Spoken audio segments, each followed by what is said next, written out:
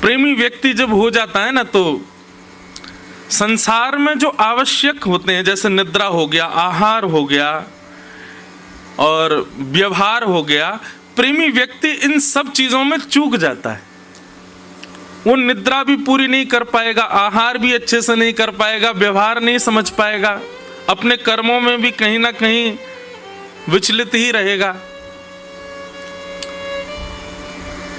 तो प्रेम के जो अधिकारी होते हैं ना, उनकी निद्रा उड़ जाती है। एक प्रसंग याद आता है कि गीता वाटिका गोरखपुर में पूज्य श्री राधा बाबा महाराज विराजते थे और श्री राधा बाबा महाराज को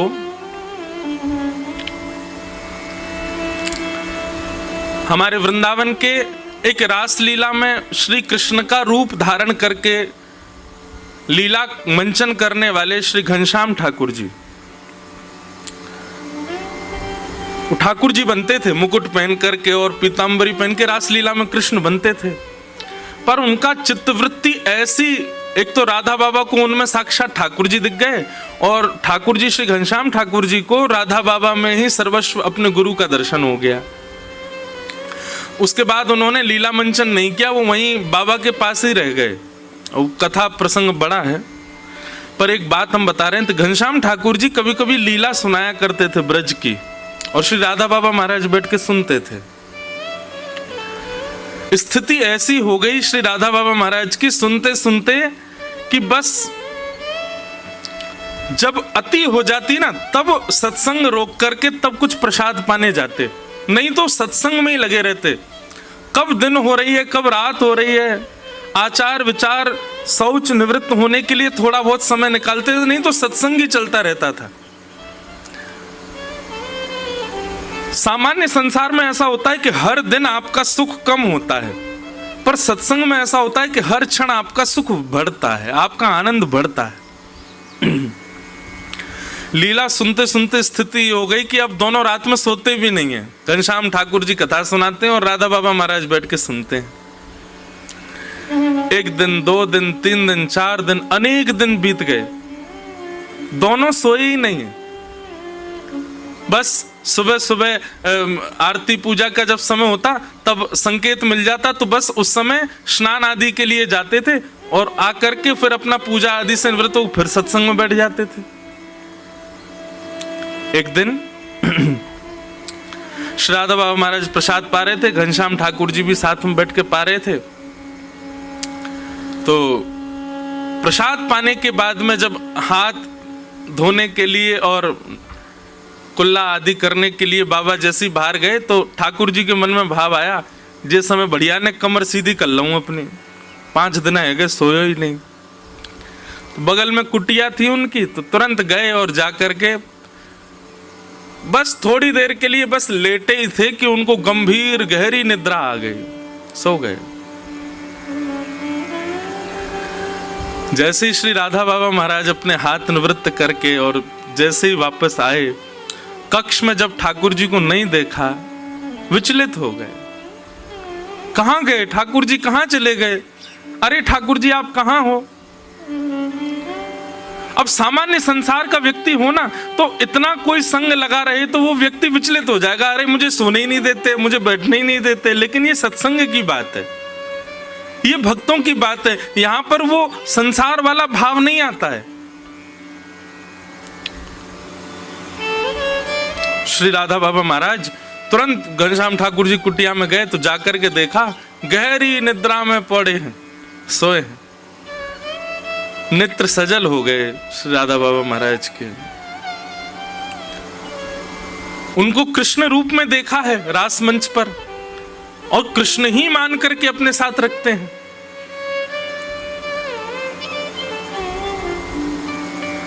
बस ऐसे ही सिर पर हाथ फेरते रहे। जैसे ही हस्त कमल का स्पर्श हुआ तो ठाकुर जी उठ गए। जैसे ही उठे तो राधा बाबा महाराज के मुख से एक शब्द निकला, आशिक होके सोना कैसा, प्रेमी होके निद्रा कैसी। वो प्रेमी कैसा जो सो जाता हो, वो आशिक कैसा जिसको निद्रा आ जाती हो। वो प्रेमी कैसा, जिसको भोजन की सुध हो, जिसको तन की सुध हो, जिसको व्यवहार की सुध हो। बस इसी बात ने हमेशा हमेशा के लिए श्री घनश्याम ठाकुर जी की निद्रा को विश्राम कर दिया। अब तो बस दिन रात केवल और केवल हरि चर्चा, हरि लीला और हरि कथा का गायन होता है। अब निद्रा नहीं आती है। शरीर है, अपनी लीला तो करता है, कभी कभी सताता है, पर फिर भी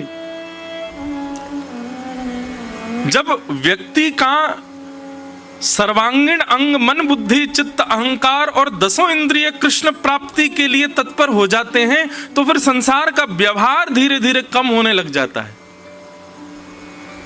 फिर उसको आदि आदि भावों की सुध नहीं होती।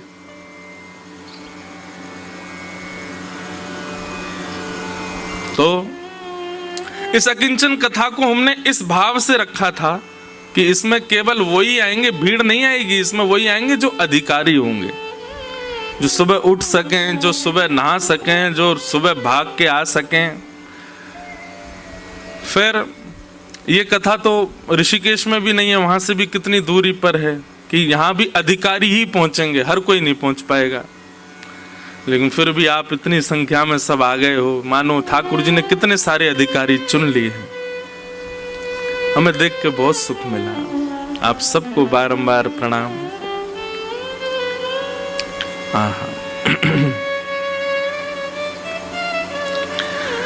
प्रिया प्रियतम की मधुर लीलाएं वृंदावन में चलती हैं और उन मधुर लीलाओं में हर ऋतु ठाकुर जी की सेवा में सखियों को सुख देने के लिए, सहचरियों को सुख देने के लिए सबसे सुंदर जो ऋतु है वो ये वर्षा ऋतु है। ठाकुर जी मधुर विहार करते हैं, हिंडोला झूलते हैं। 7 अगस्त को वृंदावन में श्री गिरधर लाल जी का हिंडोला उत्सव है। आप सब लोग भी वहां भी सादर आमंत्रित हैं। हरियाली तीज भी है।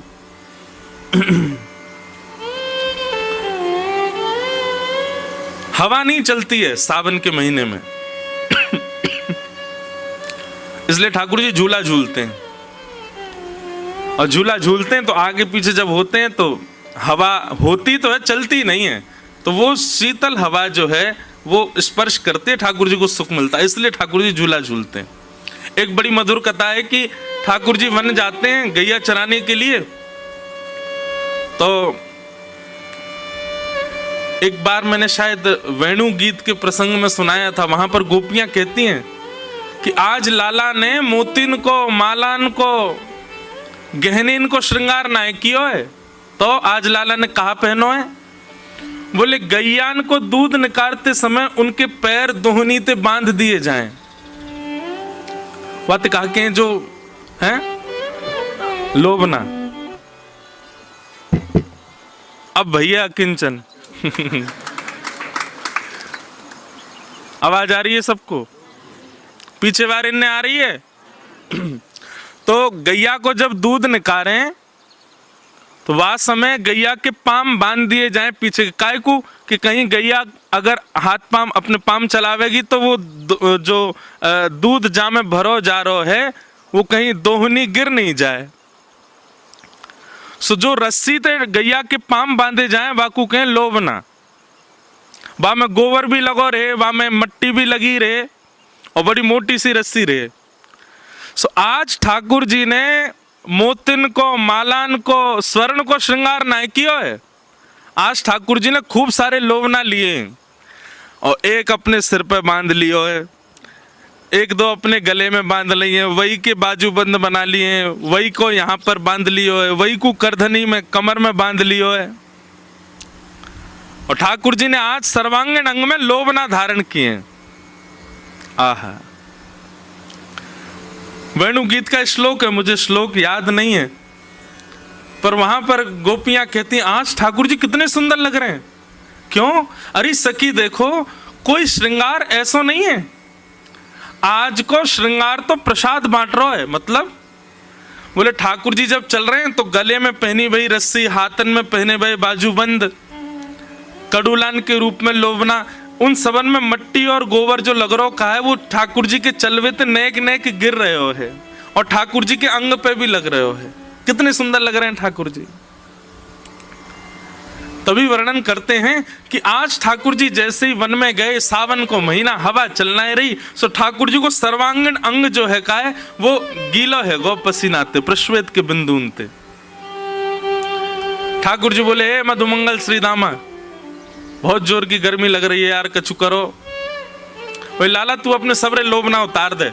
सो ठाकुर जी ने अपने सिर पे पहनो भयो, हाथन में, कलेन में, सब जो भी गैयान की रस्सी हिकाई पाम बांधवे की सब दे दें मधुमंगल को। तो मधुमंगल ने एक तो एक दूसरी गुर्र गांठ बांध करके और पेड़ पे एक रस्सी डाली और नीचे गुर्र गांठ बांध के एक तरफ ते एक पैर ते ठाकुर जी चढ़ गए, दूसरी तरफ ते मधुमंगल चढ़ गए और यहाँ श्रीदामा आदि सब सखा व रस्सी को पकड़ करके दोनों को झोटा दे रहे हैं, झुला रहे हैं। जैसे ही झूला झूलना प्रारंभ किया और ऐसे मौसम में ठाकुर जी को नेक सुंदर व्यार को अनुभव भयो, तो ठाकुर जी को एक स्वभाव है, जैसे ही कछु ठाकुर जी को भाव है, ठाकुर जी के तुरंत मन में आ जाए कि ये तो श्री जी को प्रस्तुत होना चाहिए, ये तो हमारी श्यामा जी की सेवा में जाना चाहिए। झूला झूलते झूलते ठाकुर जी बोले, मधुमंगल तेरे संग आनंद ना आया, तू उतर जा और सुन। श्यामा जी को निमंत्रण दिया, उनको बुलाएला, देख कितना सुंदर आनंद आ रहा है। मधुमंगल बोला, हम्मेदारी के झूला बनाया हमने, सब करो हमने, और झुलावे को श्यामा जी को। अरे तो को बाद में झुला लूंगा, तू उनको बुलाएला। आहा, राधे झूलन पधारो, घेर आए बदरा, घेर आए बदरा, घेर आए बदरा, घेर आए बदरा, घेर आए बदरा, श्यामा झूलन पधारो, घेर आए बदरा। किशोरी जी अपनी सब सखीन के संग आई हैं। जैसे ही ललता विशाखा ने आकर के देखी, कोरी रस्सी पड़ी है बस। क्या करोगे लाला? बोले, यहाँ पे श्यामा जी को बैठाओ, उनको झूला झुलाएंगे। अरे तुम्हें नेक शर्म नहीं आई है? इतनी निष्ठुर रस्सी पे हमारी कोमल सी किशोरी जी को बैठाओगे? श्रम है जाएगो लाडली जी को। किशोरी जी के श्रम को भाव सुनते ही सबन में होड़ लगी है महाराज, सब जा रहे हैं और ढूंढ ढूंढ के सामग्री ऐसी ला रहे हैं कि वह झूला को इतनो सुगम बना दें, इतनो सुंदर बना दें कि हमारी श्यामा जी को श्रम नहीं हो। कहीं ते लता लेके आए, कहीं ते ऐसी बेल लेके आए, कहीं ते सुंदर सुंदर पुष्प लेके आए और सब सखी सहचरीन ने सुंदर झूला तैयार किया और वहां पर सुंदर एक पाटो बिछा करके और किशोरी जी को बैठाया हुआ है और किशोरी जी को बैठा करके श्री ठाकुर जी झुला रहे हैं। बड़े सुंदर सुंदर पद हैं हिंडोला के, सुनाएंगे अभी 7 तारीख को तो सुनाएंगे ही वृंदावन में, यहाँ पे भी बीच बीच में लेंगे भाव। ठाकुर जी झुलाते झुलाते जैसे ही वेग नेक तेज होवे झूला को, सोई उछल करके बैठ जाएं किशोरी जी के बगल में और दोनों मधुर हिंडोला झूल रहे हैं। तो जब सखीन के समीप जावे हिंडोला तो वह समय तो सखीन को मन रूपी मयूर नृत्य करे, क्योंकि संयोग है रहे है। लेकिन जैसे हिंडोला पीछे को जावे, वियोग में व्याकुल है जाएं, तो वियोग और संयोग दोनों को ये मिश्रण ये एक ही जगह संभव है, एक ही लीला में संभव है, और वो है हमारे श्रावण के हिंडोलान की लीला। ऐसे संयोग वियोगात्मक लीला ठाकुर जी संपादित कर रहे हैं झूला झूल करके। एक जगह तो पद है, झूला झूलत चतुर्भुजनाथ। अब मन में भाव आवे कि चतुर्भुज ठाकुर जी झूला कब से झूलन लगे, शंख चक्र गदा पद्मधारी ठाकुर जी झूला झूल रहे हैं, तब वहां को भाव आवे चतुर्भुजनाथ मतलब 2 भुजा किशोरी जी की हैं, 2 भुजा ठाकुर जी की हैं। एक दूसरे तक कमर लगा के बैठे, मतलब ठाकुर जी पल्लंग को मुंह करके, किशोरी जी इतकू मुंह करके, यहाँ तक किशोरी जी ने पकड़ रखो है और पीछे तक ठाकुर जी ने, और दोनों की कमर आपस में मिल रही है, पीठ आपस में जुड़ रही है और सब सखी झुला रही है। बड़ा सुंदर ये श्रावण को महीना है, हमारे लाल जी और किशोरी जी खूब सुख पामे।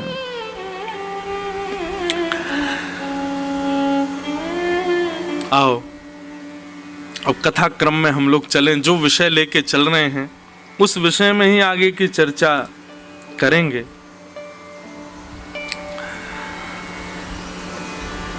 नव योगेश्वर संवाद, जिस विषय को लेकर के ये क्रम चल रहा है,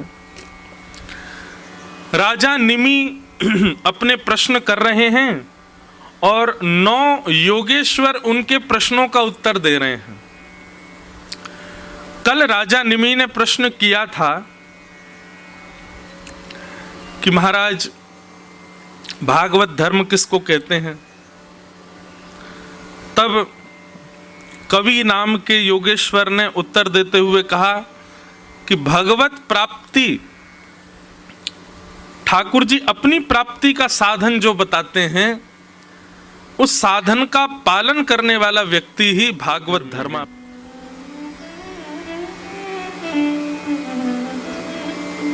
कहो तो कुसुमल साड़ी रंगावा, कहो तो भगवा भेष, कहो तो मोतियन मांग भरावा, कहो तो मोतियन मांग भरावा, कहो छिटकावा केश बाला, कहो छिटकावा केश बाला, मैं बैरागन हूँगी, मैं बैरागन। ये भागवत धर्मावली है। मीराबाई क्या कह रही हैं?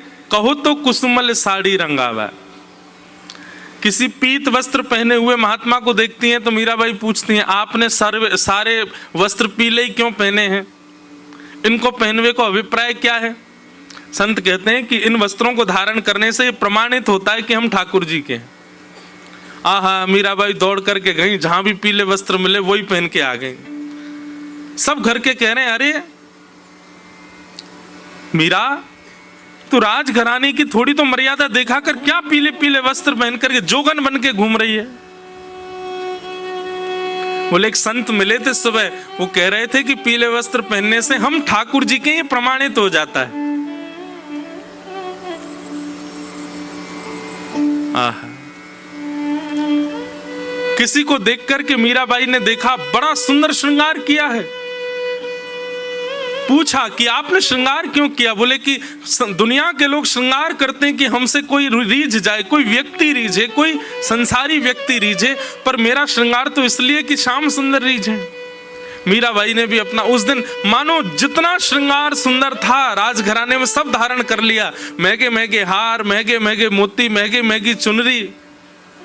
क्यों? आज श्रृंगार क्यों किया? आज तो कोई विशेष तिथि नहीं है मीरा। बोले कि आज सुबह कोई मिला था, उसने कहा कि श्रृंगार इसलिए कर रहे हैं ताकि हमारे श्रृंगार से ठाकुर जी रीझ जाएं। अगले दिन मीराबाई ने किसी को देखा, उसके सिर पर केश ही नहीं थे। मीराबाई ने उसको देख के कहा, तुमने केश क्यों मुड़वा दिए? बोले शास्त्र आज्ञा करते हैं, पंचविंशति तत्वज्ञ यत्र तत्राश्रमे वशन जटी मुंडी सिखी वापी मुच्यते नात्र संशय। बोले संसार के विषय भोगों से जो विरक्त हो जाता है और ठाकुर जी के सुंदर भाव में जो उन्मुक्त हो जाता है, वो इसी प्रकार ऐसा भेष धारण करके रखता है कि अब संसार उससे ना रीझे, केवल श्याम सुंदर रीझे। केश धारण करने से संसार का कहीं ना कहीं आसक्ति आपके प्रति हो जाती है। हमने वो केश हटा दिए जिससे संसार ना रीझे। मीराबाई तो रोने लगी और महल में जाकर के अपनी माँ से, पिताजी से, सबसे कहने लगी, मेरे केश मुड़वाओ। क्यों? मुझे भी जोगन बनना है, क्योंकि जिससे ठाकुर जी रीझे मुझे वो करना है। भागवत धर्म यही है। अरे भैया, कई बार लोग बोलते हैं मेरे से आकर के, महाराज जी ऐसा ऐसा कर सकते हैं। अरे भाई, किसी ने गलती से भी कह दिया ना कि ऐसा करने से ठाकुर जी मिलेंगे, तो कर दो, उसमें संशय क्यों? किसी ने कह दिया कि यहाँ पे लौट जाओ, तुमको ठाकुर जी मिलेंगे, तो लौटे ही रहो, उठियो मत। फिर उसमें फिर हम संशय क्यों कर रहे हैं? ये ब्रजरज लगा सकते हैं, ये हम ऐसे कर सकते हैं, तुलसी जी में एकादशी को जल डाल सकते हैं, अरे अगर किसी ने गलती से भी कह दिया कि तुम ऐसा करो, इससे ठाकुर जी मिल जाएंगे, तो फिर उसमें संशय क्यों? उसमें किसी और से प्रमाण की आवश्यकता क्यों? कर दो बस। जैसे मीराबाई पूछती नहीं है, ज्यादा विचार करती नहीं है, बस कोई गलती से कह दे ऐसा करो मीरा, ठाकुर जी रीझ जाएंगे, मीराबाई लग पड़ती है उसी काम में। जिन भेषा मारो सावरो रीझे, जिन भेषा मेरो सावरो रीझे, जिन भेषा राधा रमण जुरी छे, जिन भेषा राधा रमण, मैं सो ही भेष धरूंगी, हो मैं तो सो ही भेष धरूंगी, हाँ मैं तो सो ही भेष धरूंगी, हो मैं तो सो ही भेष धरूंगी। अरे हाँ मैं बैरागन हूँगी, मैं बैरागन हूँगी, मैं बैरागन हूँ, मैं बैरागन हूँगी, मैं बैरागन। एक बालक ने मुझसे एक प्रश्न किया, बोले महाराज जी यदि हम मीराबाई का अनुसरण करें तो कई जगह शास्त्रों की बात और मीराबाई की करनी मेल नहीं खाती। माता पिता की आज्ञा की अवहेलना होती है, पति परिवार कुल कानी उन सब का त्याग करना पड़ता है, तब जाकर के मीराबाई जैसा भाव संपन्न हो सकता है। बहुत ध्यान से सुनना। और वहीं शास्त्र कहते हैं माता पिता की आज्ञा मानो, आदि आदि व्यवहार निभाओ, संसार में जिस काम से आए हो वो करो। इसमें एक उत्तर समझ में आता है, बहुत ध्यान से सुनना। यदि आपके चित्त में किंचित भी संशय उत्पन्न हो रहा है अपनी भक्ति के प्रति कि कहीं मैं गलत तो नहीं कर रहा, अपनी भक्ति पर एक क्षण के लिए भी ये भाव आता है कि कहीं हम गलत तो नहीं कर रहे हैं, तो आपको अपराध लगेगा। पर मीराबाई को तो पूर्ण विश्वास था कि वो जो कर रही हैं वो परम शुद्ध है, परम सत्य है और परम सात्विक है। उनके चित्त में किंचित भी संशय नहीं आता था। भले ही शास्त्रों में कहीं कहीं ये बात है कि भाई पति के भाव मानो, कुल खानदान में रहो, अपनी मर्यादाओं का पालन करो, माता पिता की आज्ञा सर्वोपरि है, आदि आदि। पर मीराबाई अपने सुख का विचार ना करते हुए अपनी भक्ति को प्रधान मानकर के सब क्रिया करती हैं, और उसमें उनको कोई संशय नहीं होता कि मैं जो कर रही हूं ये गलत है। ये संशय ही नहीं है, उनके चित्त में ही नहीं आता। इसलिए मीराबाई अपराध विमुक्त हैं। पर आप कोई क्रिया करते हो और आपको तुरंत मन में आ जाता है कि ये कहीं गलत तो नहीं, आपको अपराध लग सकता है। इसलिए आप शास्त्र की बात ही मानो, आप गुरुजनों की आज्ञा ही मानो। आप उस स्थिति में नहीं पहुंचे हो जिस स्थिति में मीराबाई है। मीराबाई तो कहती हैं, मीराबाई को सब कहते हैं, बोले कि तुम ठाकुर जी का गुणगान गाना बंद कर दो। अरे जिसके घर में रहती हो वही तुम्हें विष देना चाहता है, मत गाया करो। मीराबाई कहती हैं, अब उनका भाव देखो। मीराबाई कहती हैं, अगर राणा यानी कि उनके देवर जब पति पधार गए मीराबाई को, उसके बाद मीराबाई कहती हैं, राणा अगर मुझसे रूठ गया तो ज्यादा से ज्यादा क्या करेगा? मुझे अपने घर से निकाल देगा, अपने महल से निकाल देगा। लेकिन ठाकुर जी रूठ गए तो उनका तो पूरा ब्रह्मांड है, मैं जाऊंगी कहां फिर? मैं तो गोविंद रा गुण गासूं, राणा जी रूठे तो मने काय करसी। मैं तो माधव रा गुण गासूं, राणा जी रूठे तो मने काय करसे। बहुत सुंदर भाव है। एक प्रकार से कहें, ये सब भाव हम जो कह रहे हैं ना, संपूर्ण श्रीमद् भागवत में भक्ति लक्षण जो हैं ये सब आपको मीराबाई में दिख जाएंगे। संपूर्ण भागवत में भक्ति लक्षण जो हैं ये सब आपको श्री सूरदास जी में दिख जाएंगे, श्री कृष्णदास में। ये जितने भी भक्त लेवल के जितने भी वैष्णव हैं जिनकी हम चर्चा कथा में करते हैं, इन सब के जीवन को देखोगे, इन सब में वो गुण दिख जाएगा जो भागवत में एक भक्त को करने चाहिए।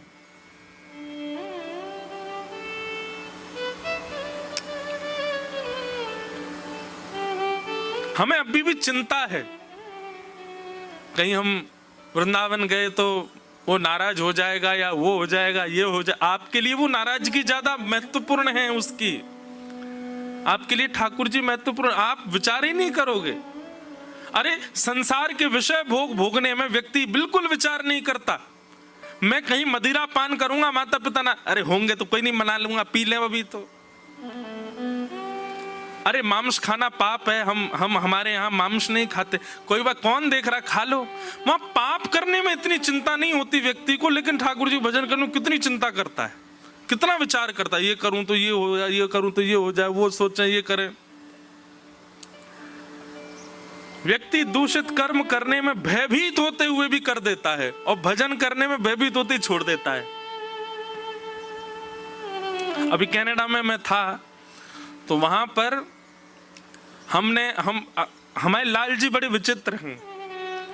शनिवार रविवार छुट्टी होती है तो उस दिन तो किसी को दर्शन देने के लिए आज्ञा नहीं करी। सोमवार को जिस दिन सबका काम होता है उस दिन श्री लाल जी के मन में भाव आया, आज हम सबको दर्शन देंगे।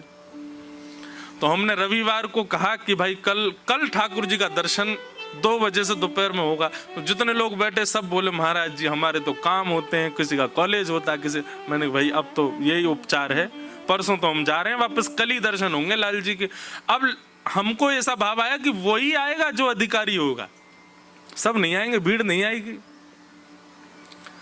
दूसरे दिन महाराज इतनी भीड़ आई लाल जी का दर्शन करने। अब मैं सबसे पूछूं तुम्हारा काम, बोले हम सिक लीव डाल के आए हैं, हम झूठ बोल के आए हैं, हमारा लंच टाइम था हम भाग के आए हैं। 2 बालक आए, बड़े प्रसन्न मुद्रा में नाच रहे थे।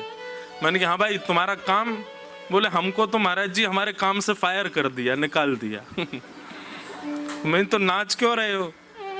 बोले श्री गिरधर लाल जी ने आज ऐसा लगता है कि स्वीकार किया, एक बंधन था वो छुड़वा ही दिया हमारा। अरे मिल की घर कैसे चलेगा तुम्हारा? बोले कुछ दूसरी व्यवस्था इन्होंने छुड़वाया, यही करेंगे। मैंने कहा बस ये विश्वास चाहिए जैसा है। अब संसारी व्यक्ति तो इस बात में मुझे कोस सकता है, मतलब क्या सिखा रहे हो तुम लोगों को, सब छोड़ छाड़ दो, हैं ये सिखा रहे हो। हम कभी नहीं कह रहे, बिल्कुल बने रहो जहां हो वहीं के रहो। लेकिन जिस दिन ऐसा अटूट विश्वास हो गया ना, मेरे कहने से नहीं छोड़ोगे, तुम खुद ही छोड़ दोगे सब।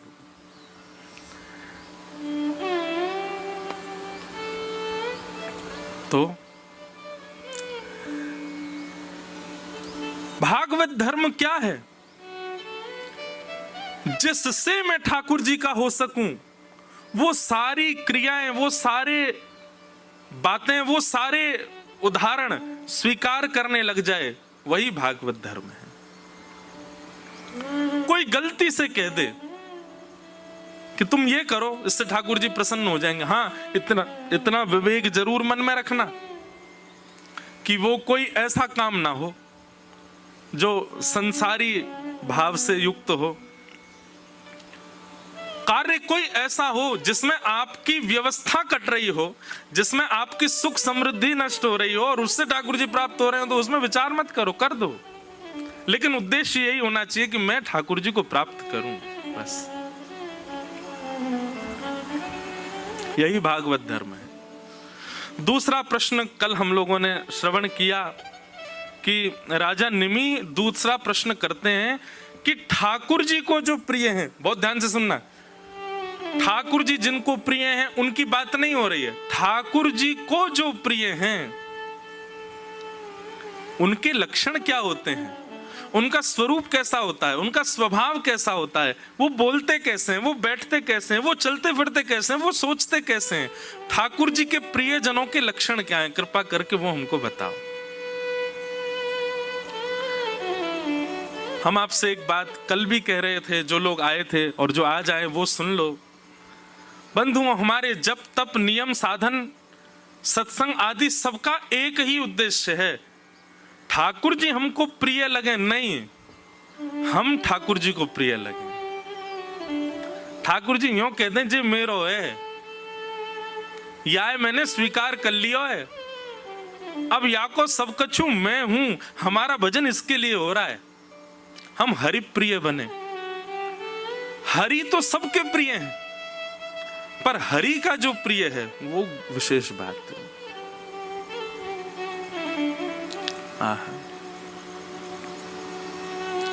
तो यहां पर हरि प्रियों के लक्षण बताए गए हैं। तो कल हमने एक लक्षण सुन लिया था कि हरि प्रिय का प्रथम लक्षण क्या है? सर्वभूतेषु यः पश्येत् भगवद् भावमात्मनः भूतानि भगवत्यात्मन् एष भागवतोत्तमः। वो सब में ठाकुर जी को देखता है। दुनिया तो कह रही है ये कितना सुंदर है, पर भक्त जाकर के उससे क्या बोलेगा? सोचो, तुम इतने सुंदर हो, तुमको बनाने वाले राधारमण जी कितने सुंदर होंगे। या फिर दूसरा भाव क्या कहेगा?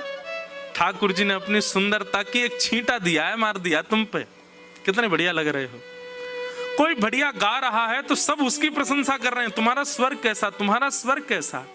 लेकिन भक्त बैठा बैठा यही सोचता रहेगा, ये इतना बढ़िया गा रहा है, सोचिए हमारे ठाकुर जी जब गाते होंगे तब कैसा गायन करते होंगे। आहा।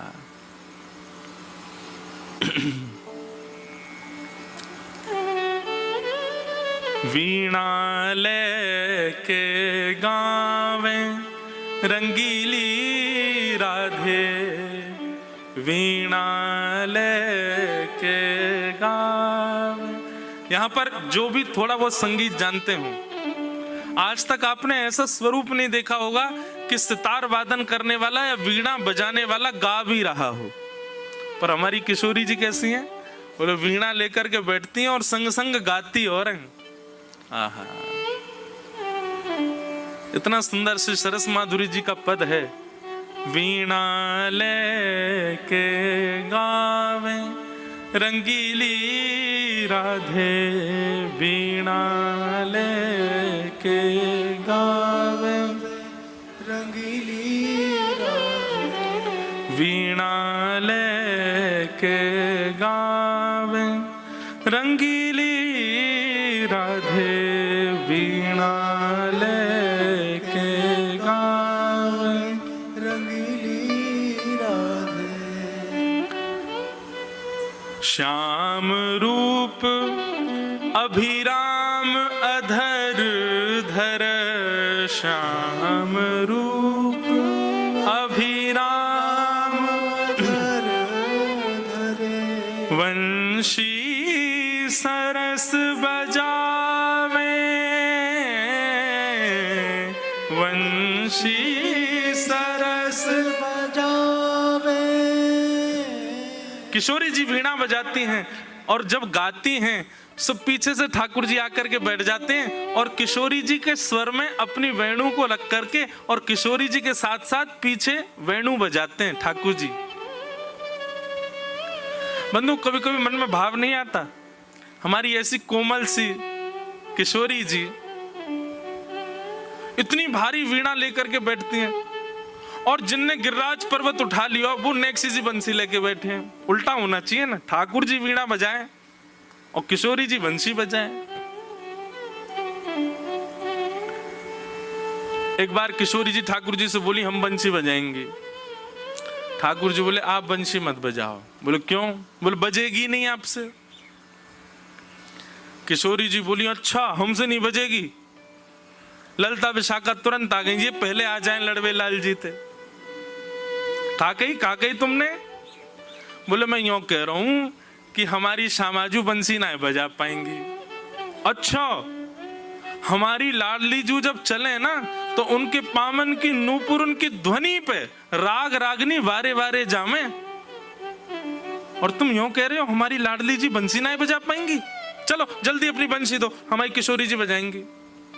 अरे मैं कोई किशोरी जी पर संशय ना कर रहा हूं, किशोरी जी पर कोई आक्षेप ना कर रहा हूं, वो साक्षात संगीत स्वरूपा हैं, पर मेरी बंसी जे ना बजा पाएंगी। ललिता जी बोली आज तो यही बंसी बजेगी, अब ही बजेगी और तुम्हारे सामने ही बजेगी, लाओ दो। ठाकुर जी बोले ना माननी बात, लो दे दो। हे लाडली जू आज दिखा दो यार, जो बहुत अपने आप को कुछ समझे बंसी बजावे और यूं सोचे कि या के आगे कोई ना, आज आप बजाए दो, नेक दिखाए दो, अपनो स्वर लगाए दो, यही को मूर्छित कर दी हूं बंसी बजाए के। ठाकुर जी खड़े, हाँ श्री जी बजाओ, हमारा तो सौभाग्य कि हमारी वंशी आपकी सेवा में, पर मैं फिर कह रहा हूं जी बजेगी नहीं। किशोरी जी ने अपने अधर पर वेणु धारण करके अपनी कोमल उंगलियों से छिद्रों को आच्छादित किया और जैसे ही प्राण पिरोए बस हवा ही हवा निकले, स्वर नहीं निकले। ललिता विशाखा कह रही हैं अरे जल पिला, गलो सूख गो श्यामा जी को, जल पिलाए दियो लेकिन बंसी नहीं बजे। ठाकुर जी मंद मंद मुस्कुरा रहे, अब मैं कह रहा हूं नए बजेगी मुंह वापस कर दो। अरे श्यामाजू जी बहुत मायावी है, ये अपनी माया ते कछु कर सके, याने जरूर बंसी बांध दी होगी, याने बंसी को टोना टोटका करके वाके स्वर सबरे अंतर ध्यान कर दिए, नहीं तो हमारी श्यामाजू कोई स्वर को, कोई संगीत के वाद्य को स्पर्श कर दे, अरे स्पर्श मात्र से बजन लगे, ये बंसी क्यों ना बज रही है। ठाकुर जी बोले पहले बंसी वापस करो फिर बताऊंगा। किशोरी जी ने बंसी वापस करी। ठाकुर जी बोले अच्छा एक बात बताओ, आप वंशी को वादन करते समय मन में कौन को चिंतन कर रही हो। किशोरी जी बोली मैं तो कोई भी वाद्य बजाऊं आपको ही चिंतन करूं। बोले यही तो गलती कर रही हो, ये वंशी जो है ना हमारी अनन्य भक्त है।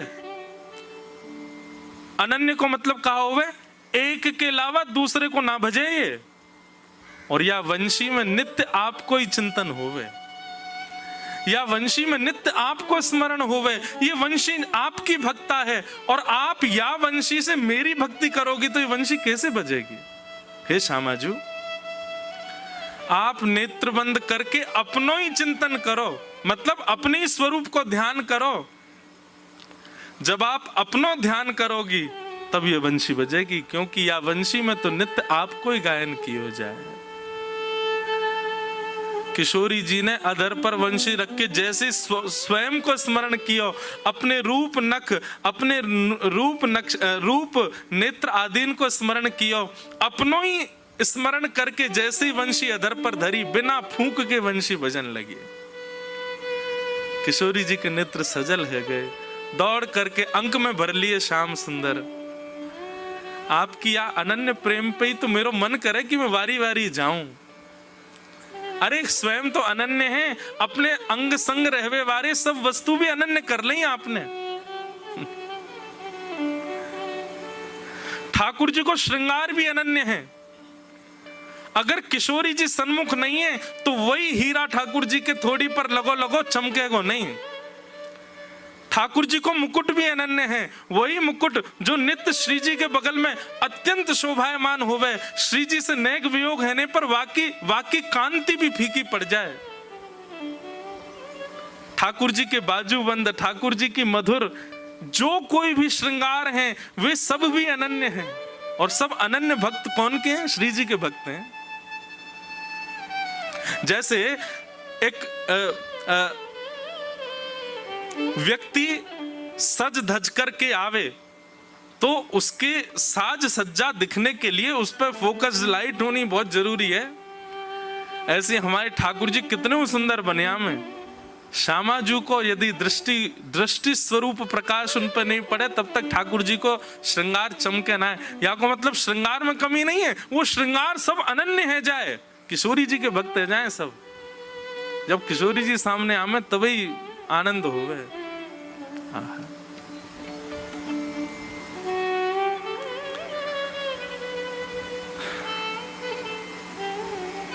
तो मैं क्या कह रहा था, हरिप्रिय का लक्षण क्या है? वो किसी की भी अच्छे गुण को देखता है तो उस अच्छे गुण में ठाकुर जी का भाव सोचता है। ये इतना अच्छा बोलते हैं, ठाकुर जी कितना मधुर बोलते होंगे। ये इतना अच्छा गाते हैं, ठाकुर जी कैसा गाते होंगे। किसी में भी उस व्यक्ति विशेष की प्रधानता ना मान करके ठाकुर जी की प्रधानता मानता है। ये उत्तम भागवत का, हरिप्रिय का लक्षण है।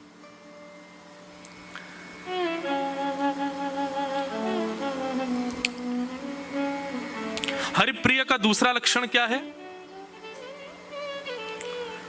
वो सब में भगवान को देखता है, सब में राधा रमण जी का दर्शन करता है, और जब राधा रमण जी के सामने जाता है तो सबको राधा रमण जी में देखता है। यही सब कुछ है मेरे, यही सर्वस्व है, इसके अतिरिक्त मेरा कोई नहीं है।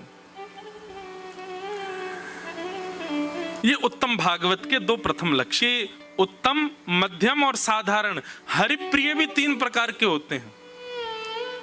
साधारण कैसे होते हैं? ठाकुर जी को वो प्रिय लगते हैं, पर कब प्रिय लगते हैं? सामने आ जाएं, गलती से पड़ जाएं तो ठाकुर हाँ ये भी मुझे अच्छा लगता है।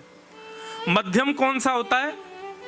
उसकी चर्चा हो जाए तो ठाकुर जी कहते हैं हाँ हाँ वो भी प्रिय है। लेकिन उत्तम कौन होता है? वो भले ही सामने ना हो, उसकी चर्चा ना हो, फिर भी ठाकुर जी उसका स्मरण करते रहते हैं, वो उत्तम है। तो यहां उत्तम भागवतों के 5-6 लक्षण हैं, उसमें से एक अभी हमने सुन लिया। अब मध्यम और साधारण भक्तों के लक्षण सुनो।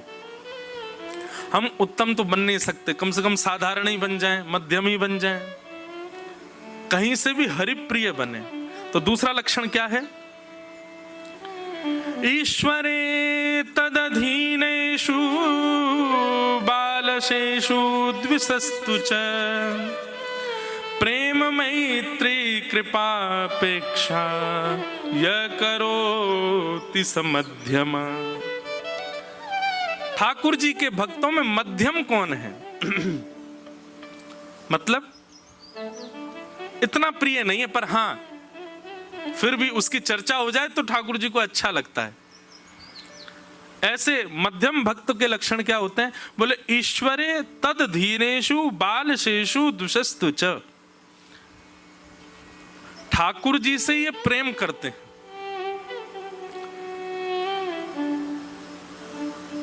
पर इनकी दृष्टि में थोड़ा सा भेद आ जाता है। इसको भेद नहीं कहेंगे,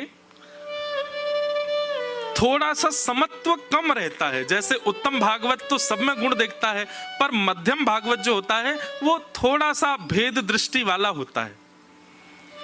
ठाकुर जी से तो प्रेम करता है, और ठाकुर जी के जो अधीन हैं, ठाकुर जी के जो वैष्णव हैं, ठाकुर जी के जो भक्त हैं, उनसे प्रेम नहीं कर पाता। उनके प्रति कैसा भाव रहता है? मैत्री। उनसे मैत्री का भाव रखेगा।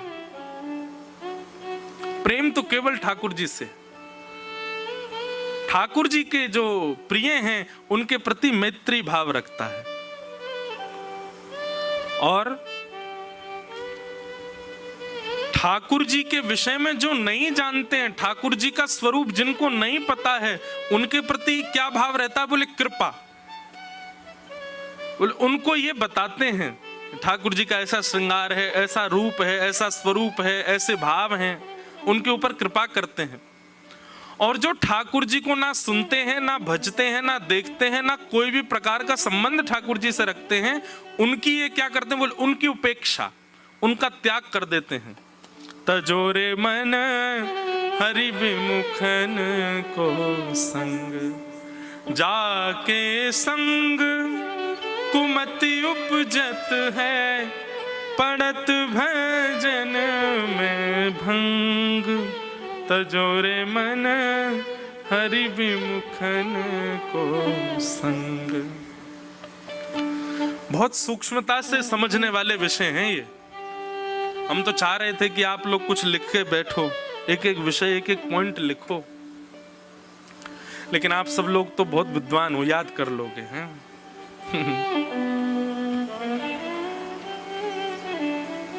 मध्यम भागवत का क्या लक्षण है? ठाकुर जी से प्रेम, ठाकुर जी के वैष्णवों से मैत्री, ठाकुर जी के विषय में जो नहीं जानते हैं उनको, उनके ऊपर कृपा, उनको बताना, और ठाकुर जी से दूर दूर तक जो संबंध नहीं रखते हैं उनके प्रति उपेक्षा। उपेक्षा मतलब उनसे बिल्कुल ही संबंध खत्म, ये हमारे कुछ है ही नहीं है। तो उत्तम नहीं बन सकते तो मध्यम। उत्तम भागवत तो जो ठाकुर जी का बिल्कुल नहीं है, उपेक्षित, उसको भी कहीं ना कहीं उसको भी अपना मान लेते हैं। उत्तम भागवत बनना बहुत मुश्किल है। जैसे प्रहलाद जी के स्वयं के पिताजी गालियां दे रहे हैं भगवान को, लेकिन फिर भी प्रहलाद जी महाराज नित्य उठ करके और दंडवत प्रणाम करते हैं अपने पिताजी को। प्रहलाद के परिवार के लोग ही ठाकुर जी की उपेक्षा करते हैं, लेकिन फिर भी प्रहलाद जी उन सबको वंदन करते हैं, सबके प्रति प्रेम भाव रखते हैं। मीराबाई अपनी पति की मृत्यु के पश्चात भी उन्होंने अपना घर नहीं छोड़ा, रहती थी वहीं ससुराल में ही रहती थी। भले ही उनकी ननद उनके देवर बहुत प्रताड़ना करते थे, फिर भी मीराबाई नित्य ठाकुर जी के सामने बैठ के हाथ जोड़ के कहती हैं इनकी मति सुधार दो। वैसे बुरे नहीं है, मन के अच्छे हैं, अभी जानते नहीं ना आपको, इसलिए ऐसा करते हैं। हम आप में से कोई होता तो केस कर देता, तो छोड़ूंगा नहीं, तेने मेरे संग ऐसा किया। ये 2 मिनट में वैष्णव जो हैं ये इतने क्रूर हो जाते हैं, इतने ज्यादा क्रूरता उनके अंदर आ जाती है, तो निश्चित है कि भागवत वैष्णव भाव भी उसके अंदर है नहीं। एक बात लिख लीजिएगा, वैष्णव हमेशा विवादों से दूर रहेगा, उसको विवाद में कभी रुचि नहीं। अपने हक के लिए ये कर लूं, वो कर लूं, इससे लड़ लूं, उससे कर लूं, ये करके इससे करवा दूं, ये सब काम वैष्णव नहीं करता है। वैष्णव इन सब से परे रहता है। राम जी की चिड़िया, राम जी का खेत खाओ मेरे प्यारे भर भर पेट, ये वैष्णव का स्वरूप है। तो मध्यम कौन? जो ईश्वर से प्रेम करे, उनके अधीन रहने वालों से मैत्री करे, न जानने वालों पर कृपा करे, और बिल्कुल ही ठाकुर जी से विमुख रहने वालों की उपेक्षा करे, उनका त्याग कर दे। ये भी अच्छा है, आप ऐसा भी करो, क्योंकि ऐसा करते करते एक दिन तो ऐसा आएगा कि आपका स्वरूप ऐसा हो जाएगा कि आप सब में ठाकुर जी का भाव देख करके सबके भाव के प्रति सम हो जाओगे, समत्व बुद्धि हो जाएगी। अब आते हैं साधारण वैष्णवों का लक्षण क्या? हम आप सब में से अधिकतर लोग साधारण हरिप्रिय हैं। साधारण का स्वरूप कैसा होता है? बहुत ध्यान से सुनो। आचार्यामेव हरे पूजाम्य श्रद्धेहते न तद्भक्तेषु चान्येषु सभक्त प्रकृत स्मृत। साधारण भक्त का लक्षण क्या है? भक्त नहीं, हरिप्रिय। भक्त में और हरिप्रिय में एक सिद्धि का अंतर है। तो साधारण हरिप्रिय का लक्षण क्या है? बोले आचार्यामेव हरे, ठाकुर जी की सेवा में कोई कमी नहीं छोड़ेगा। ऐसा सुंदर श्रृंगार, ऐसा सुंदर सिंहासन, ऐसे सुंदर, आज 56 भोग, आज झंडोला उत्सव, आज ये उत्सव, आज वो उत्सव, और महाराज एक के बाद एक ठाकुर जी को सुंदर सुंदर वस्तु अर्पित कर रहा है। आचार्य में हरे पूजाम य श्रद्धये हते। ठाकुर जी की अर्चना, वंदना, पूजा, सेवा आदि, इसमें तो उसकी बहुत रुचि है। उसके अलावा तद भक्तेषु, भगवान के भक्तों के प्रति उसकी ज्यादा निष्ठा नहीं। अगर वो सेवा कर रहा और उसी समय कोई वैष्णव आ जाए, उसी समय कोई भगवत भक्त आ जाए, तो उसके लिए वो सामान्य है। हाँ ठीक है, बैठाओ, इनको करो, मेरे लिए सेवा प्रधान। अच्छा एक बात आपको कहें, कभी आप अपना कोई भगवत नियम कर रहे हो, ठाकुर जी की सेवा कर रहे हो, और उस सेवा के मध्य में वृंदावन से कोई अनन्य ठाकुर जी का रसिक, ठाकुर जी का भगवत भक्त, और मैं तो एक बात कहूं, वो रसिक है, भगवत भक्त है, ये दृष्टि भी क्यों रखो, वो वृंदावन से आया है, ब्रजमंडल से आया है, ठाकुर जी के श्री चरणों से आया है, उसके प्रति ये भाव मत रखो ये अच्छा है कि नहीं, ये श्रेष्ठ है कि नहीं, सब बस ये पता चल जाए वृंदावन से कोई आया है और वह उस समय ठाकुर जी ने आधी पोशाक पहनी है तो आधी पोशाक में ही बिठा जाओ, लाल जी ने एक देर प्रतीक्षा करो, कोई आया मैं मिल के आता हूं। ठाकुर जी इतने प्रसन्न हो जाएंगे आपसे, बोल कोई बात ना, आधी मैं खुद पहन लूंगा, तू वाह के पास जा, तू पहले वाह को देख के आ। ऐसी निष्ठा वैष्णवों के प्रति हो। पर हम अपने नियम को इतनी प्रधानता दे रहे हैं कि उस नियम के आगे कोई वैष्णव आ जाए तो भी हम उठ नहीं रहे, तो भी कुछ कर नहीं रहे। एक जगह प्रसंग आता, हाँ यही नवयोगेश्वर संवाद में प्रसंग आता है कि निमि राजा जो थे ये यज्ञ कर रहे थे और यज्ञ करते करते इन्होंने देखा कि नवयोगेश्वर आ गए। उसी समय आधे यज्ञ में ही अपनी आहुति छोड़ के प्रणाम करके उठ के उनको प्रणाम करने लगे। तो 9 योगेश्वरों ने कहा कि तुमने अपना यज्ञ क्यों छोड़ दिया? राजा निमि कहते हैं, बोले अग्नि कुंड यहीं रहेगा, ब्राह्मण देवता भी यहीं रहेंगे और देवता भी कहीं नहीं जाएंगे। जिन देवताओं का आह्वान हुआ जब तक विसर्जन नहीं होगा वो भी यहीं रहेंगे। वेद मंत्रों की सब वेद ऋचाएं भी यहीं रहेंगी। पर आप चलते फिरते हो, आप तो जा सकते हो, इसलिए पहले आपसे सत्संग सुन लूं उसके बाद यज्ञ करूंगा। तो बीच अधूरे यज्ञ में नवयोगेश्वर संवाद हुआ। इसका मतलब क्या है? नियम प्रधान है, पर उस नियम के बीच में यदि कोई भगवत भक्त, वैष्णव भक्त और कोई, अरे मैं तो कहां तक कहूं, एक बात है, अपनी एक चोरी बता रहा हूं। नासिक में हमारा मौन रहता था, सुबह सूर्य उदय से लेकर के और अस्त तक मेरा मौन रहता था, केवल कथा में बोलता था मैं। नासिक में हमारी 1 महीना की कथा थी, तो उसमें बोलना तो होता नहीं था मुझे। घर से फोन आता था, नहीं बात करता था, किसी जरूरी फोन आ जाए सबको दे देता था, नहीं करता था। एक दिन हमारे अनन्य ठाकुर जी के रसोपासक वहां आए और जैसे ही उनका आगमन हुआ, अब मुझे यूं लगे अब मैं अपना मौन कैसे रख सकता हूं। तो जैसे ही वो आए, आकर के कक्ष में बैठे, हमने हाथ जोड़ करके अपने नियम को प्रणाम किया। मैंने कि आपको हम, और 2 नियम थे, एक तो मौन का था, एक स्पर्श का था, किसी का स्पर्श नहीं कर सकता। हमने क्या किया, अपने नियम को प्रणाम किया, उठ करके गए, अपनी किवाड़ बंद करी, वो कक्ष में ही बैठे थे और सबसे पहले तो उनको गले से लगाया। तो स्पर्श का जो नियम था उसको एक क्षण के लिए तिलांजलि दी, और दूसरा बोलने का जो नियम था उसको भी, आप कैसे हो, ठीक हो, ठाकुर जी मंगल है, मधुर है।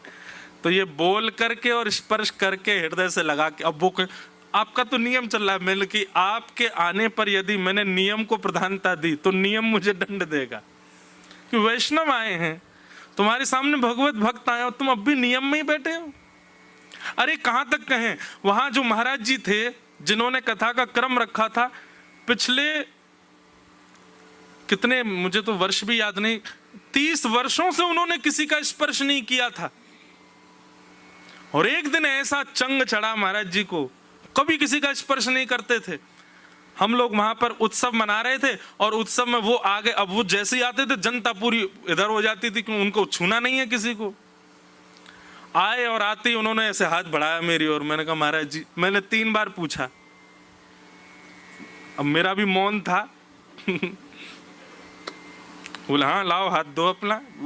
उन्होंने मौन तो नहीं तोड़ा अपना, और जैसे ही उन्होंने मेरा हाथ पकड़ा, मेरा टेम्परेचर माइनस में चला गया था शरीर का। 30 वर्ष बाद उन्होंने किसी को छुआ था और उन्होंने अपना नियम तोड़ा। और महाराज ऐसे वो घूम ऐसे हाथ पकड़ के खूब घूमे। अब उनको तो ऐसी चंग चढ़ी वो, और 20 चक्कर लगवा दिए मुझको। 20 चक्कर में मैं तो ऐसा हो गया कि दुनिया घूमे। ऊपर से उन्होंने छुआ तो वैसी शरीर की स्थिति खराब। मैं सांस मुझसे बोले पानी पियो। अब मैं पानी पी के बैठने को हुआ, उतने फिर हाथ कर दिए उन्होंने। आओ, अब मन में ये भी आवे कि ये इतने नियम में रहने वाले जब तोड़ रहे हैं तो हम क्यों चूके, भाई पकड़ ही लो हाथ। बस उस दिन बस मैंने एक प्रार्थना मन में रखी कि मेरा तीसरा नियम एक चल रहा है कि आश्रम से बाहर नहीं जाना है। कहीं मुझे चक्कर आए और मैं गिर गया, कहीं हॉस्पिटल वगैरह के लिए बाहर ले गए तो भैया हे ठाकुर जी बस वो नियम मत तोड़वाना मेरा। लेकिन बढ़िया रहा, उन्होंने कम से कम 100 चक्कर लगवाए हमसे गोल गोल, और एक एक क्षण के विश्राम में उन्होंने भी नियम तोड़ा। और मैं एक बात कथा में कहा करता हूं, नियम बनाए ही इसीलिए जाते हैं कि किसी के प्रेम में यदि सामर्थ्य हो तो वो तोड़वा के दिखाए। नियम बनता ही इसीलिए। कोई कहता है हम तो इतने नियम में रहते हैं, हम तो इतने आचार विचार में रहते हैं, हम तो ऐसे ही रहते हैं, हम नहीं कर। आपके प्रेम में सामर्थ्य होगी ना, वो अपनी स्थिति से बाहर आएगा। पूरे विश्व को मुक्त करने वाले ठाकुर जी इतने बंधन में रहते हैं। दुनिया के लोग 8 बजे उठ जाएंगे, दुनिया के लोग 6-7 बजे उठ जाएंगे, पर ठाकुर जी का 4 बजे का समय तो बेचारे 4 बजे ही उठते हैं। रात में 9:30 बजे शयन आरती होनी तो शयन आरती हो ही जाएगी। कभी कभी मेरे मन में भाव आता है कि हमारा भाई चलो 12 बजे राजभोग करना चाहिए, 12 बजे रोटी खानी चाहिए। कभी कभी मन नहीं होता तो हम कहते हैं अभी थोड़ी देर बाद खाएंगे, पर ठाकुर जी का कभी मन नहीं होता होगा फिर भी जबरदस्ती खिला दिए जाते हैं। 12 बज गए, भोग लगाओ। तो चाहे ठाकुर जी कहते हो अभी मन ना है, रो मेरो आज तेने नाश्ता ज्यादा करा दियो, लेकिन फिर भी वो तो नियम में उनको खाना पड़ेगा।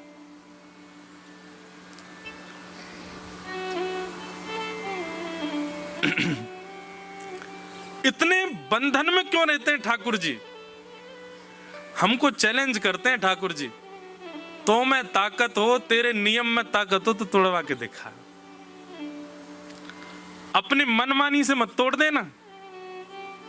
ठाकुर जी का अगर 4 बजे का रोज का मंगला का समय और आप सोचो नहीं आज ठाकुर जी सो लो, अपने मन से नहीं करना है कि 8 बजे उठाओ, तब तो फिर अपराध होगा। ठाकुर जी ऐसी कोई योजना बना दें, ठाकुर जी कहो तो उठ के बैठ गए और आपकी जो आरती करने की वो आरती गुम हो गई, मिल ही नहीं रही। ठाकुर जी की भोग की थाली कहीं गायब है गई, मिल ही नहीं रही। ठाकुर जी ऐसी कोई लीला कर दें। कई बार ऐसा होता हमारे लाल जी, उनकी जब आरती होती है तो उनको वंशी पधराई जाती है, बिना आरती के वंशी नीचे ही रहती है। तो कई बार आरती सब प्रज्वलित हो गई, सब तैयारी हो गई, आरती दिखा दी और ठाकुर जी की वंशी नहीं मिल रही। कहाँ गई? धूड़े इनसे नहीं मिल रही। पूरी आरती हो गई, वो सबरी जल के विश्राम है गई और वंशी नहीं मिली। और जैसे विश्राम भई ना, इतने में ही देखी बगल गद्दा उठा वहीं पड़ी। तो मान ठाकुर जी कह रहे हैं मोह ना करानी है भाई आरती ने, एक देर रुक जा। ऐसे अपने आप संकेत करके ठाकुर जी कुछ लीला कर दें, वो बात अलग। आप अपने मन से मत तोड़ना कोई नियम। पर एक बात है, नियम बनते ही इसलिए हैं कि आपके प्रेम में सामर्थ्य हो तो तोड़वा दो। तुम क्या कह रहे थे? साधारण भक्त का नियम क्या है? आचार्यामेव हरे अर्चामेव हरे पूजाम य श्रद्धये हते न तद्भक्तेषु चान्येषु सभक्त प्राकृत स्मृत। अर्चा भक्ति में उसकी बड़ी निष्ठा होती है, ठाकुर जी की खूब सेवा करता, पर ठाकुर जी के वैष्णवों के प्रति उसकी ज्यादा निष्ठा नहीं होती। वो पूजा को ही सर्वोपरि मानता है।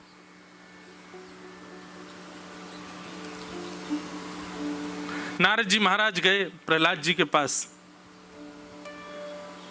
और श्री प्रहलाद जी महाराज उस समय अपने ठाकुर जी की सेवा कर रहे थे। तो नारद जी गुरु जी हैं।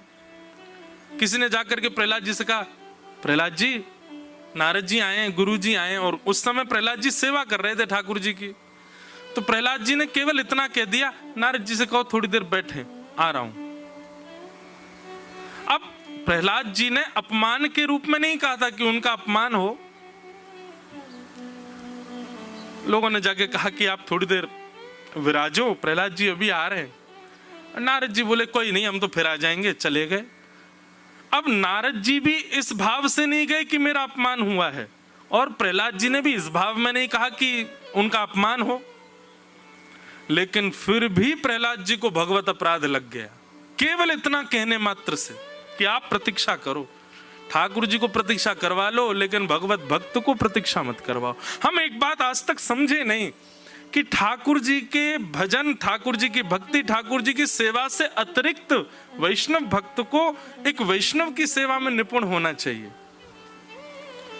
कई लोग कहते हैं महाराज जी हमसे श्रृंगार नहीं आता, हमसे ठाकुर जी की पोशाक बनानी नहीं आती, ठाकुर जी को आदि आदि श्रृंगार सेवा हमसे होती नहीं, हम क्या करें?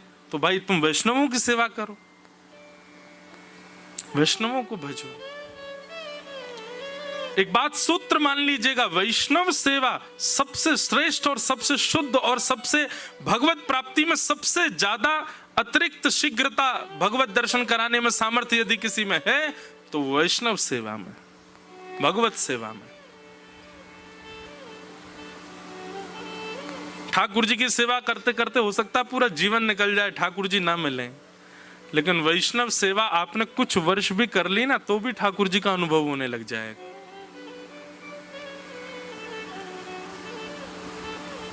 तो साधारण भक्त केवल भगवत सेवा में ही रहता है, उसको वैष्णवों से इतना मतलब नहीं। सुनेगा, प्रणाम करेगा, ठीक है, लेकिन इतना श्रेष्ठ भाव वैष्णवों के प्रति नहीं रखता है। ऐसा भक्त जो है वो साधारण हरिप्रिय है, ठाकुर जी को प्रिय तो है पर इतना ज्यादा प्रिय नहीं है। लेकिन एक बात बोलूं, दो ही शब्द होते हैं, या तो प्रिय और या फिर अप्रिय। ये कम प्रिय, थोड़ा प्रिय, ये होता ही नहीं है। ये सब बात बनाने वाली बात है। तुम मुझे थोड़े कम प्रिय हो, अरे इसका मतलब सीधा सीधा वो ये कह रहा है कि तुम उसको प्रिय ही नहीं हो। और हम तो एक बात कहते हैं, ठाकुर जी को ये ज्यादा गणित नहीं आती, कम ज्यादा वाला नहीं आता, उन पे तो दो ही आते हैं, पूरा पूरा और बिल्कुल ही कम। या तो वो बिल्कुल ही प्रिय बन जाएंगे आपके, या फिर वो बिल्कुल ही दूर हो जाएंगे आपसे। ये बीच वाला भाव नहीं होता। यहाँ पर हमको थोड़ी दिलासा देने के लिए, थोड़े हमको मन में ये रहे कि हाँ ठीक है, इसलिए ये साधारण और मध्यम भक्त कर दिए। परंतु सीधी बात तो ये है कि मध्यम प्रेम और साधारण प्रेम होता ही नहीं है, प्रेम तो परिपूर्ण होता है। मध्यम और साधारण की कैटेगरी में यदि आप हो तो इस बात को लिख लीजिए कि आप बहुत दूर हो ठाकुर जी से।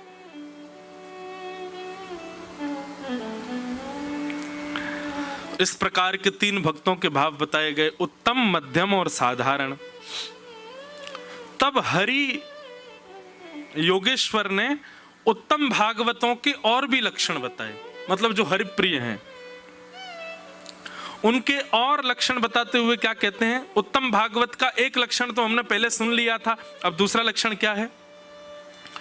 न काम कर्म बीजानां यस्य चेतसि संभव वासुदेवैकनिलयः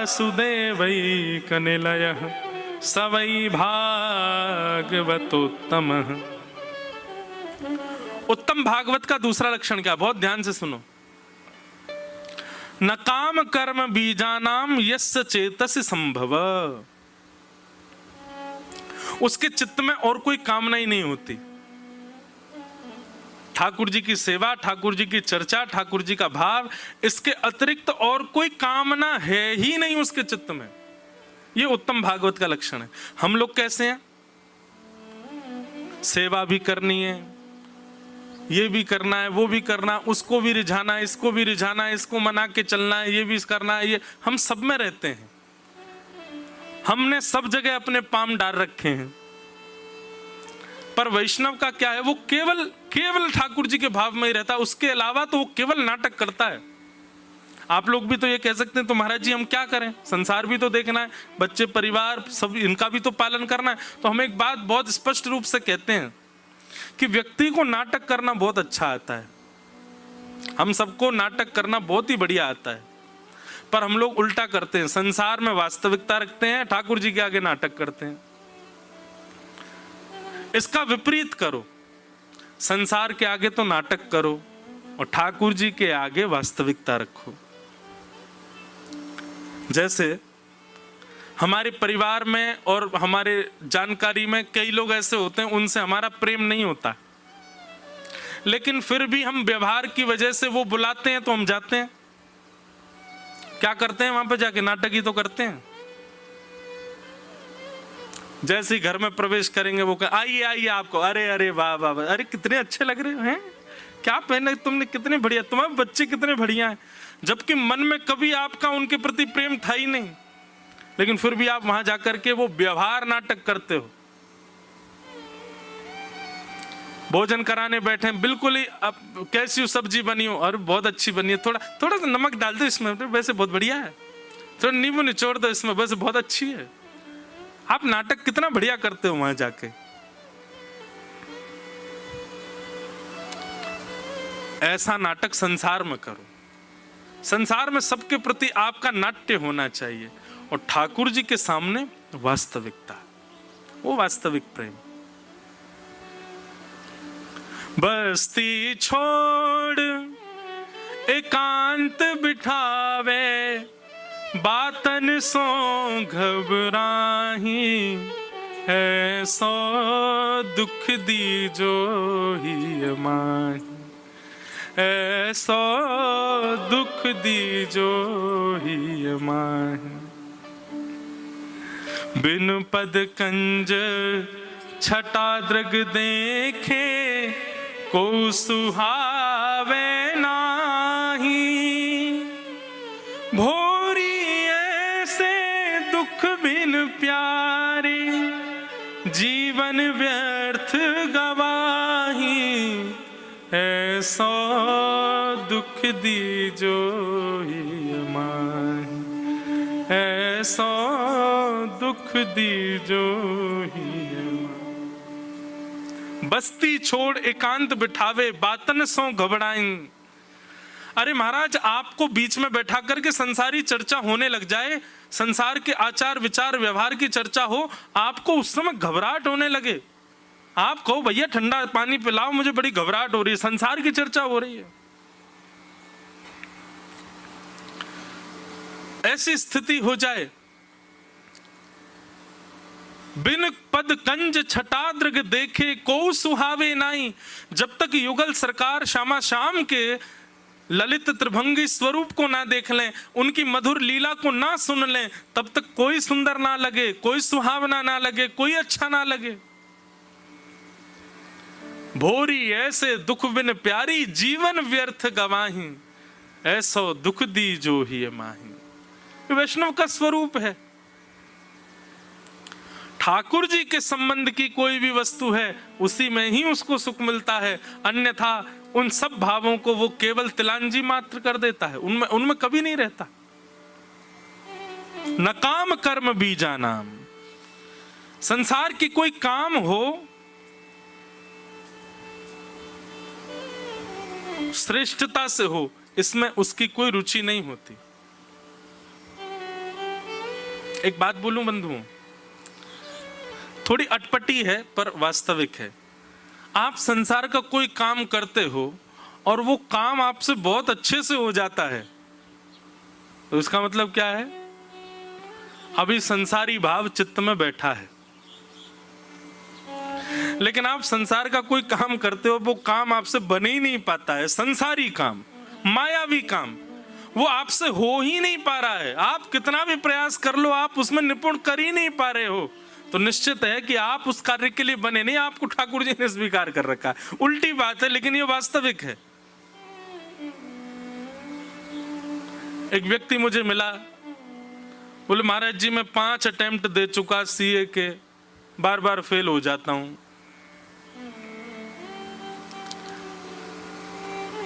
मैंने कहा एक बार आप हमारे कैसे काम करके देखोगे? मैंने क्या, ठीक है आपने जो अटेम्प्ट किया नहीं हो पा रहा, आप क्या करोगे क्लियर?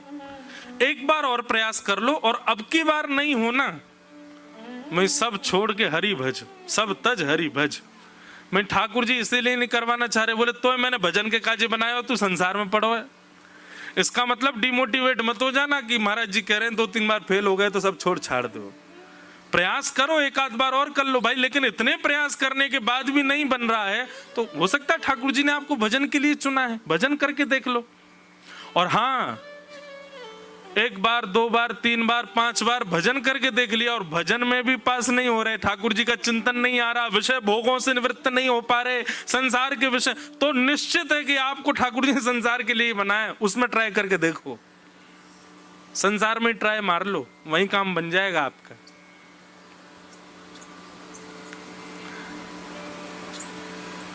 न काम कर्म बीजा नाम। उत्तम भागवत के चित्त में कुछ करवा लो, वो कर तो देगा, लेकिन उसके चित्त में कुछ सांसारिक कामना नहीं होगी करने की। यस्य चेतस संभव, क्यों? क्योंकि वासुदेवैक निलय, वो अपने देह को हरि का निलय मानता। निलय कहते हैं घर को।